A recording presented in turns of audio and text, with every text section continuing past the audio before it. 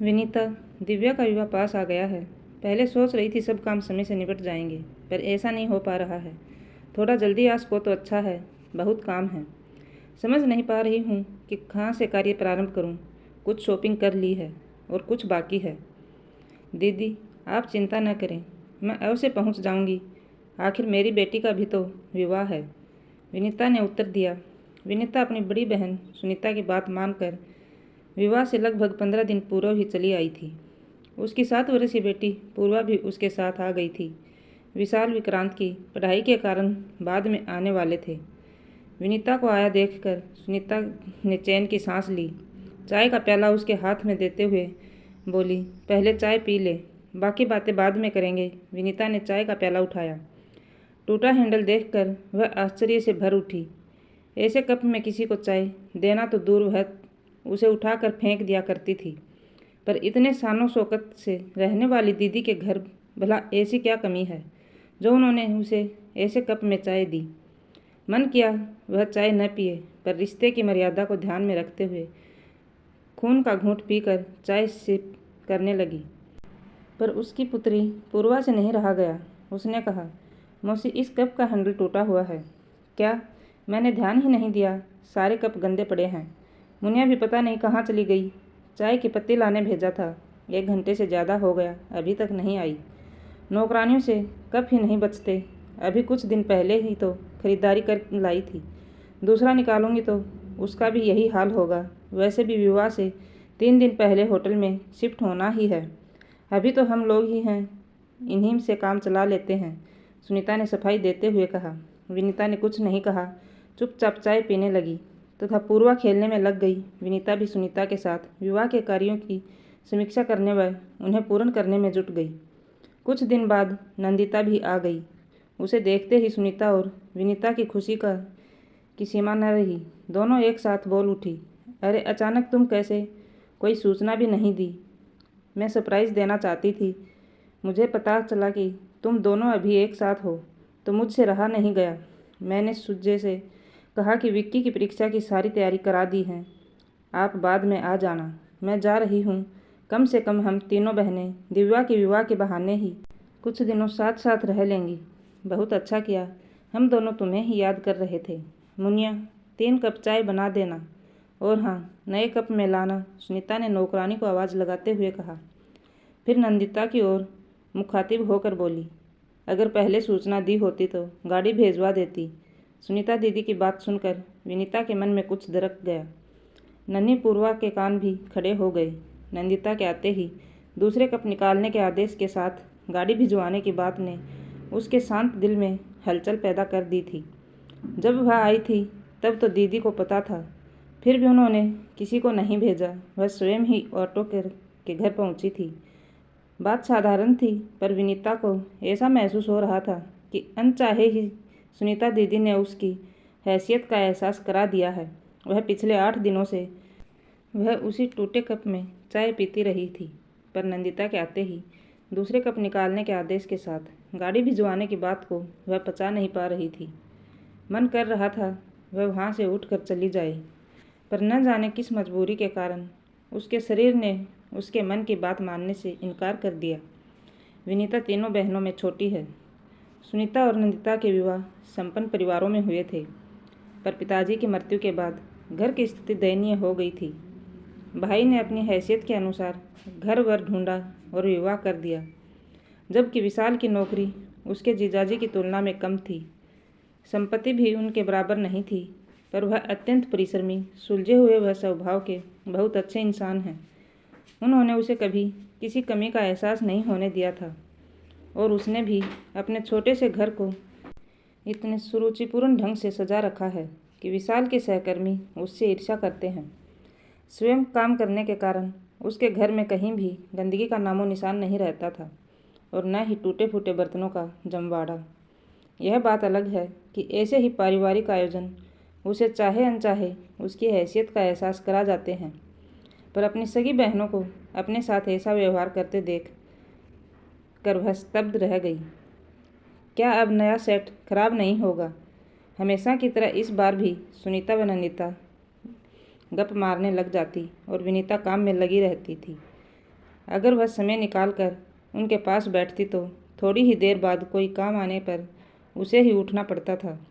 पहले वह इन सब बातों पर ध्यान नहीं दिया करती थी, पर इस बार उसे काम में लगा देखकर एक दिन उसकी बेटी पूर्वा ने कहा, मम्मा, दोनों मौसियाँ बातें करती रहती हैं और आप काम में लगी रहती हो। मुझे अच्छा नहीं लगता। बेटा, वे दोनों बड़ी हैं, मुझे उनका काम करने में खुशी मिलती है। पूर्वा की बात सुनकर वह चौकी पर संतुलित उत्तर दिया। उसने उत्तर तो दे दिया, पर पूर्वा की बातें चाहे अनचाहे उसके दिमाग में गूंजने लगी। पहले भी इस तरह की बातें उसके मन में उठा करती थी, पर यह सोचकर अपनी आवाज़ दबा दिया करती थी कि आखिर वे उसकी बड़ी बहनें हैं। अगर वे उससे कोई काम करने के लिए कहती हैं तो इसमें बुराई क्या है। पर इस बार बात कुछ और ही थी, जो उसे बार बार चुभ रही थी। न चाहते हुए भी दीदी का नंदिता के आते ही नए कप में चाय लाना व गाड़ी भेजने का आग्रह उसके दिल और दिमाग में हथौड़े मारने लगता। जब जब ऐसा होता, वह यह सोचकर मन को समझाने का प्रयत्न करती कि हो सकता है वह सब दीदी से अनजाने में हुआ हो, उनका वह मंतव्य न हो जो वह सोच रही है। आखिर वह उनकी छोटी बहन है, वे उसके साथ भेदभाव क्यों करेंगी। सच तो यह है कि दीदी का उस पर अत्यंत ही विश्वास है, तभी तो अपनी सहायता के लिए दीदी ने उसे ही बुलाया। उनका उसके बिना कोई काम नहीं हो पाता है, चाहे वह दुल्हन की ड्रेस की पैकिंग हो या बक्से को अरेंज करना हो, चाहे मिठाई के डब्बे रखने की व्यवस्था करनी हो।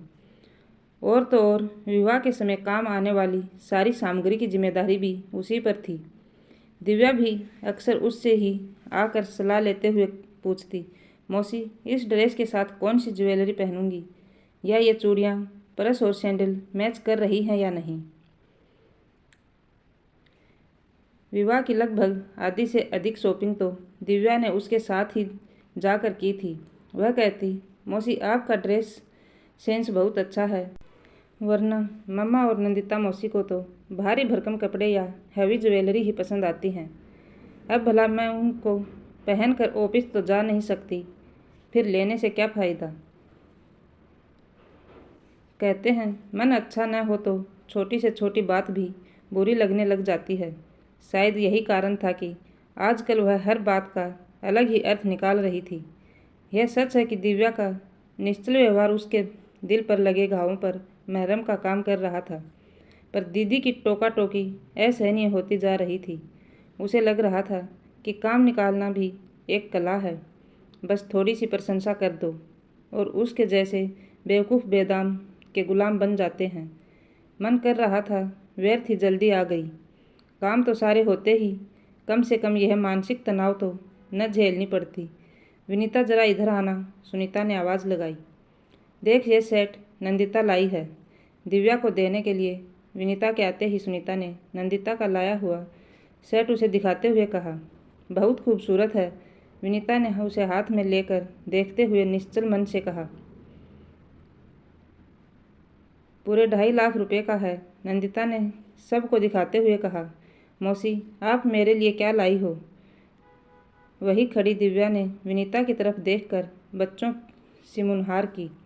नंदिता का यह वाक्य सुनकर विनीता का मन बुझ गया। अपना लाया गिफ्ट उस बहुमूल्य सेट की तुलना में कम लगने लगा, पर दिव्या के आग्रह को वह कैसे ठुकराती। उसने सकुचाते हुए सूटकेस से अपना लाया उपहार निकाल कर उसे दिखाया। उसका उपहार देखकर दिव्या खुशी से बोली, वाह मौसी, आपका जवाब नहीं। यह पेंडेंट बहुत ही खूबसूरत है, साथ ही वाइट गोल्ड की चेन। ऐसा ही कुछ तो मैं चाहती थी। इसे तो मैं हमेशा पहन सकती हूँ। दिव्या की बात सुनकर विनीता के चेहरे पर रौनक लौट आई। लाखों के उस डायमंड सेट की जगह हजारों का उपहार दिव्या को पसंद आया। यही उसके लिए बहुत था। विवाह खुशी खुशी संपन्न हो गया और सभी अपने अपने घर चले गए। विनीता भी धीरे धीरे सब भूलने लगी। समय बड़े से बड़े घाव को भर देता है। वैसे भी दिव्या के विवाह के बाद मिलना भी नहीं हो पाया। न ही दीदी आई और न ही उसने प्रयत्न किया, बस फ़ोन पर ही बातें हो जाया करती थी।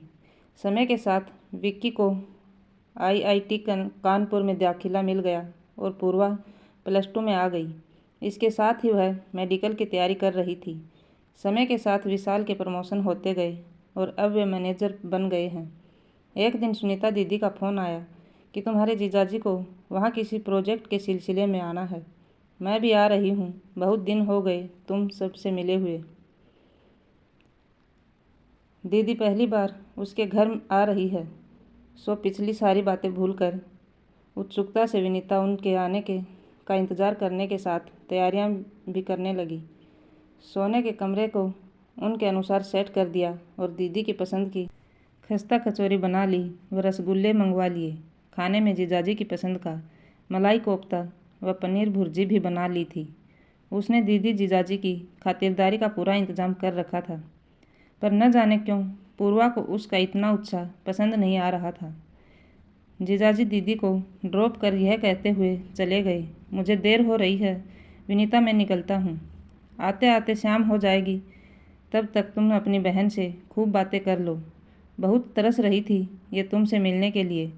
शाम को आकर तुम सबसे मिलता हूँ। दीदी ने उसका घर देखकर कहा, छोटे घर को भी तुमने बहुत ही करीने से सजा रखा है। विशेषताएं उन्हें पूर्वा का कमरा बहुत पसंद आया। तब तक पूर्वा ने नाश्ता लगा दिया। नाश्ते के बाद पूर्वा चाय ले आई।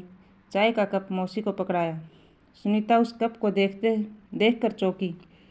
विनीता कुछ कहने के लिए मुंह खोलती उससे पहले ही पूर्वा ने कहा, मौसी, इस कप को देखकर आपको आश्चर्य हो रहा होगा, पर दिव्या दीदी के विवाह में आपने मम्मा को ऐसे ही कप में चाय दी थी।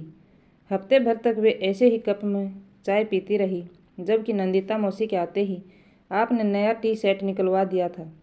मौसी, तब से मेरे मन में यह बात रह रहकर टीस देती रहती थी। वैसे तो टूटे कप हम फेंक दिया करते हैं, पर यह कप मैंने बहुत सहेज कर रखा था, उस याद को जीवित रखने के लिए कि कैसे कुछ अमीर लोग अपनी करनी से लोगों को उनकी हैसियत बता देते हैं, चाहे वे उनके अपने ही क्यों ना हों। आज उस अपमान के साथ अपनी बात कहने का अवसर भी मिल गया। सुनीता चुप रह गई। बाद में वह पूर्वा के कमरे में गई और बोली, सॉरी बेटा, आज तूने मुझे आईना ही नहीं दिखाया, सबक भी सिखा दिया है। शायद मैं नासमझ थी, मैं यह सोच ही नहीं पाई थी कि हमारे हर क्रियाकलापों को बच्चे बहुत ध्यान से देखते हैं और हमारी हर छोटी बड़ी बात को वे अपनी बुद्धि के अनुसार अर्थ भी निकालते हैं। मुझे इस बात का एहसास ही नहीं था कि व्यक्ति चाहे छोटा हो या बड़ा, सब में आत्मसम्मान होता है। बड़े एक बार आत्मसम्मान पर लगी चोट को रिश्तों की परवाह करते हुए भूलने का प्रयत्न भी कर लेते हैं, किंतु बच्चे अपने या अपने घर वालों के प्रति होते अन्याय को सहन नहीं कर पाते और अपना आक्रोश किसी न किसी रूप में निकालने की कोशिश करते हैं। पूर्वा, तुमने अपने मन की व्यथा को इतने दिनों तक स्वयं तक ही सीमित रखा और आज इतने वर्षों बाद अवसर मिलते ही प्रकट भी कर दिया। मुझे खुशी तो इस बात की है कि तुमने अपनी बात इतने सहज और सरल ढंग से कह दी। आज तुमने मुझे एहसास करा दिया बेटा कि उस समय मैंने जो किया वह गलत था। एक बार फिर से सॉरी बेटा, कहते हुए उन्होंने पूर्वा को गले से लगा लिया। जहाँ सुनीता अपने पिछले व्यवहार पर शर्मिंदा थी, वहीं विनीता पूर्वा के कटु वचनों को सुनकर उसे डांटना चाहकर भी नहीं डांट पा रही थी। संतोष था तो सिर्फ इतना कि दीदी ने अपना बड़प्पन दिखाते हुए अपनी गलती मान ली थी। सच तो यह था कि आज उसके दिल से भी वर्षों पुराना बोझ उतर गया था। आखिर आत्मसम्मान तो हर एक में होता है। उस पर लगी चोट व्यक्ति के दिन का चैन और रात की नींद चुरा लेती है। शायद उसकी बेटी के साथ भी ऐसा ही हुआ था। आज उसे यह भी एहसास हो गया कि आज की पीढ़ी अन्याय का उत्तर देना जानती है, साथ ही बड़ों का सम्मान करना भी। अगर ऐसा न होता तो पूर्वा सॉरी मौसी कहकर उनके कदमों में न झुकती।